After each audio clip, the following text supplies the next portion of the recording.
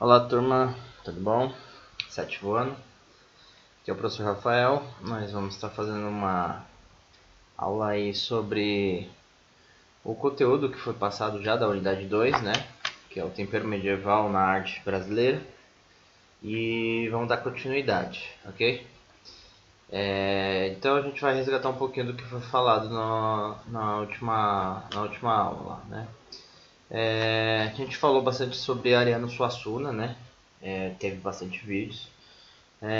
Fiz umas questões referente à imagem da página 18, onde vocês teriam que falar, né, onde vocês acham que onde você acha que essas pessoas estavam, e fazer referência com o texto, e depois contar uma história, né, utilizando personagens como rei, rainha, cavaleiros, né, enfim. Podia ser inventado ou podia ser inspirada em algo, né? E agora a gente vai dar uma continuidade, vamos falar um pouco mais específico sobre Ariano Suassuna, suas influências e um pouco da cultura nordestina também, ok? Então vamos lá. Seguindo aqui. Então, recapitulando aí, Ariano Suassuna, né? Ariano Suassuna, ele já faleceu, mas ele foi um grande artista. Ele teve influências medievais, ou seja, ele se inspirou em coisas da Idade Média, né, que a gente estudou na unidade anterior, em, em histórias, cavalarias. Ele se inspirou em algumas culturas daquela época para fazer suas produções artísticas. Ele é ligado à cultura popular. O que é a cultura popular, né? Cultura popular é quando se todo povo, né, popular, todo povo tem uma cultura. Como ele é um nordestino, ele se inspirou na cultura popular nordestina. Então, tudo que é criado pelo povo faz parte da cultura popular. Nesse caso, tudo que é criado pelo povo nordestino faz parte da cultura popular nordestina. E Ariano Suassuna via a necessidade de fazer obras artísticas ligadas a essa cultura popular, a cultura que o povo criava naquela região, e ele disseminava por meio das suas produções artísticas, ok? Raízes brasileiras. Apesar de ele ter influência medieval, e a gente sabe que a era medieval se deu lá na Europa, né, na região europeia, ele acredita que o medievalismo ele pode ter chegado ao Brasil também, na descoberta, entre aspas, né, no descobrimento do Brasil aí pelos portugueses, com reis, rainhas, entre outras coisas, né, características bem medievais. E então o que ele pensou? Vamos falar sobre o medievalismo, mas com raízes brasileiras. Nesse quesito, né, por ele trabalhar com cultura popular, raízes brasileiras, influências medievais, ele se torna um artista multimídia. O que é um artista multimídia? Ele trabalha com várias mídias, né? Multimídia quer dizer várias mídias. Ele já foi escritor, ele foi dramaturgo, artista visual e também já organizou conjuntos musicais e de dança. Então, várias linguagens artísticas ele trabalha. Por isso que ele é considerado um artista multimídia. Dança, música, teatro, dramaturgia, entre artes visuais. Então ele é um artista que não fica só ligado em uma linguagem. Ele vai em várias linguagens. Linguagens eu digo, quando eu falo de linguagens, teatro, dança, música e teatro, música e dança e artes visuais, né? Pintura, escultura, entre outras coisas. Então esse é Ariano Suassuna, ok? A gente recapitulou, vamos seguir. Iluminuras medievais. O que são iluminuras medievais, né? Isso aqui é uma iluminura medieval.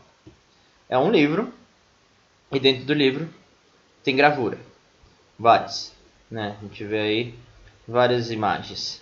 Tem uma imagem central, ao redor temos várias outras imagens, símbolos, né? Temos animais, temos plantas, né? Flores, entre outras coisas. Temos um texto que não dá para entender porque ele é uma outra língua, provavelmente isso daqui é latim. E o que acontece? A gente estudou um tempo atrás que as pessoas não sabiam ler e escrever, né? A maioria delas não sabiam ler e escrever nessa época, na época medieval.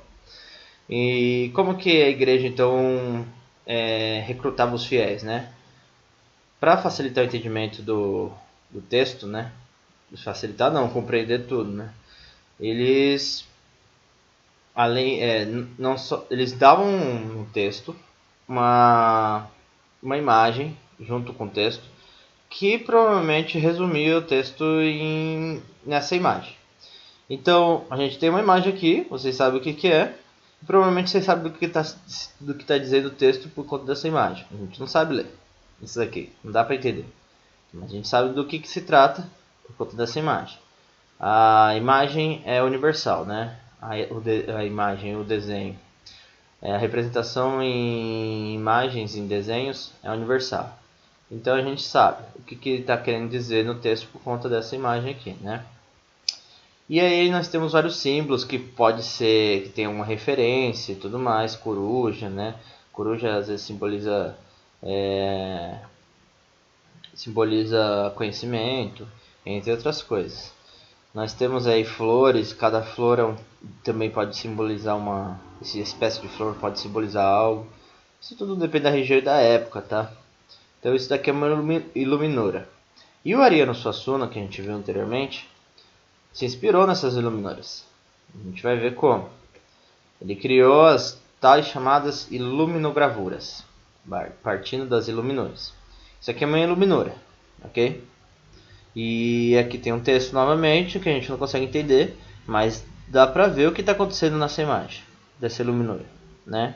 A gente tem os elementos, a gente reconhece os elementos, reconhece cavalo, reconhece pessoas, reconhece escudo, capacete, né? Uma espécie de torre, tem ao fundo umas casas, parece que eles estão numa ponte, enfim, né? Tem bastante coisa acontecendo aqui nessa imagem, ó.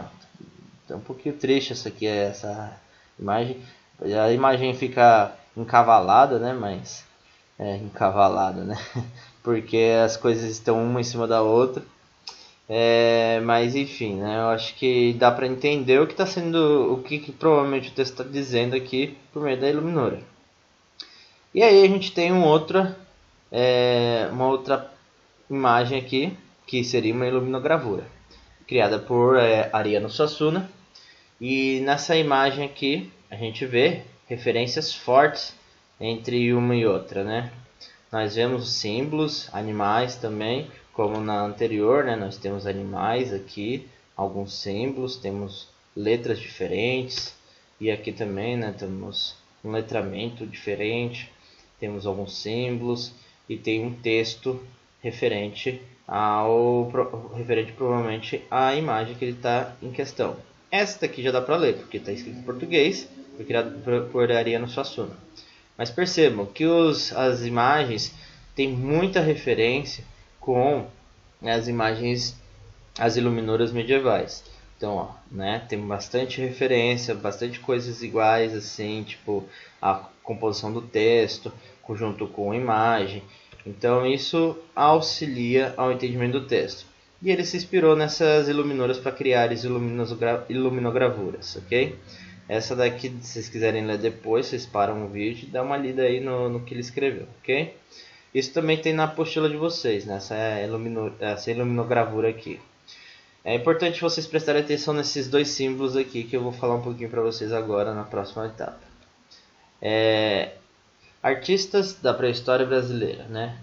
O Ariano Suassuna, ele não só se inspirou na época medieval, ele também foi na época pré-história e a gente sabe que, já estudamos, que existe pré-história no Brasil, né? Ele buscava símbolos pré-históricos, símbolos populares, símbolos medievais para compor as suas obras. Nesse caso aqui, onde ele foi caçar um símbolo, ele achou um símbolo na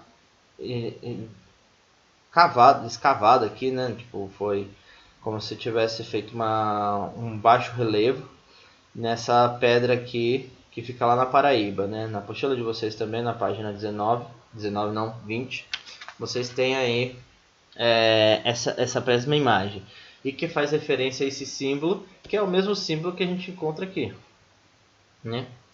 Então, o que significa esse símbolo? Ele faz um estudo, né, sobre o que significa tudo, tem uma pesquisa sobre isso, mas não há como ter certeza do que é, porque foi feito na época medieval e, como a gente já estudou, não existe certamente uma coisa 100% certa sobre o que significa os símbolos criados na Idade Média. Então, Ariano Suassuna também retira de elementos da Idade Média na região brasileira, principalmente no Nordeste brasileiro, isso aqui é na Paraíba, tá? Nordeste brasileiro, para compor as suas obras. Olha aqui, né? E a gente tem também um outro símbolo aqui que é bem interessante, que ele vai fazer referência mais para frente. A gente vai falar sobre esses símbolos aqui que ele também está colocando num animalzinho. E que também faz parte dos símbolos populares, certo? Nós temos aí, de acordo com o que o Ariano Suassuna cria, que é o alfabeto armorial, inspirado nos ferros que marcavam os gados, né? Por isso, nos gados e os animais do senhor das terras, lá, o fazendeiro da terra, lá, ele marcava os seus animais com uma espécie de ferro, né, aquecido. E aí, essas marcas que são símbolos populares, né, criado pelo povo, né, e ele faz então o alfabeto armorial. Esse alfabeto ele é inspirado nesses símbolos que eram os ferros que marcavam os animais. E aí ele cria esse alfabeto, né, de A a Z, e utiliza desse alfabeto para compor as suas obras também. Nós temos aí símbolos, nós temos animais, né, esses animais mitológicos até, que também eram referências da Idade Média. Temos símbolos, né, desenhos de objetos que podemos reconhecer, provavelmente da cultura popular da época.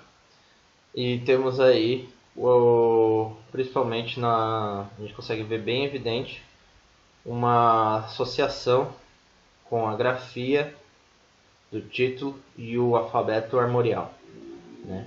Então, o Ozinho aqui é bem parecido, se a gente for no I, muito, é o mesmo, só não faltou o pinguim.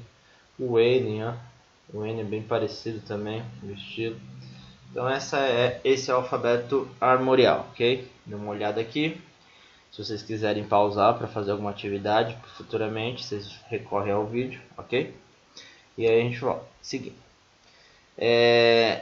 Cultura popular, a gente vai falar bastante sobre o cordel, né? Na página 21 a gente começa a falar sobre cordel. Então, se vocês forem lá na página 21, vai estar lá falando um pouco sobre o cordel. O que é o cordel? São livretos. Eles são livretos que seguem uma tradição. Essa tradição ela veio lá de Portugal e da Espanha, né? Esses livros, esses cordéis, esses livretos, eles são tradicionalmente de Portugal e da Espanha. E neles eles têm poesia de contos populares, né? Criada pelo povo, né? Então são contos criados pelo povo, poesia, em poesia. Na maioria das vezes rima, e outras vezes não. Mas são versificados, todos, né? São versificados para agradar a leitura. Elas são esses cordéis, esses livretos, eles eram estendidos em feiras para venda, né? Para vender. E para vender, para atrair mais o olhar do comprador, eles produziam a xilogravura, que é essa capa, essas capas aqui. Isso fazia com que atraísse mais o leitor. e assim vendesse o livreto. O livreto é barato, por isso que chama livreto, entendeu? E ele é pequeno. Então cada livrinho desse tem um conto popular, ok? Em poesia, versificado, ok? Nós temos aí então o que é uma xilogravura. A xilogravura é a gravura com madeira. Nós temos um pedaço de madeira e nesse pedaço de madeira a gente tem um desenho que foi talhado. Esse desenho vai ser essa madeira toda com desenho vai ser umidificada com um rolinho e tinta. Não podendo secar, ele aplica um papel em cima dessa imagem aqui e pressiona. Assim, quando ele, depois de pressionar, ele tira o papel e vai estar como se fosse um carimbo no papel. E essa matriz pode ser usada várias vezes. Por isso que eles utilizavam dessa xilogravura para estar fazendo os livrinhos, porque eles poderiam fazer vários livrinhos com a mesma imagem, porque não se perde a matriz. Isso aqui se chama matriz. E aí eu vou deixar para vocês alguns vídeos. Vai ter um vídeo de cordel, dois vídeos acho de cordel e um vídeo de xilogravura para vocês verem como funciona um pouco da produção de xilogravura. Depois vai ter uma atividade em que consiste em fazer como se fosse um livreto de cordel, tá? Mas não utilizando da técnica de xilogravura, mas utilizando de elementos que a gente tem estudado, né? Símbolos populares da sua região. Vocês vão poder falar sobre... vocês também vão criar uma poesia versificada. Pode ser dos dias atuais, pode ser de uma história, pode ser inspirado em algo que você goste. Então vocês vão ter essa atividade para estar fazendo na sequência. Eu espero que esse vídeo tenha ajudado a esclarecer bastante coisa, tá? E a gente vai estar fazendo aí na sequência o enunciado da atividade. Espero que vocês tenham entendido. Qualquer dúvida é só entrar em contato. Obrigado e até mais.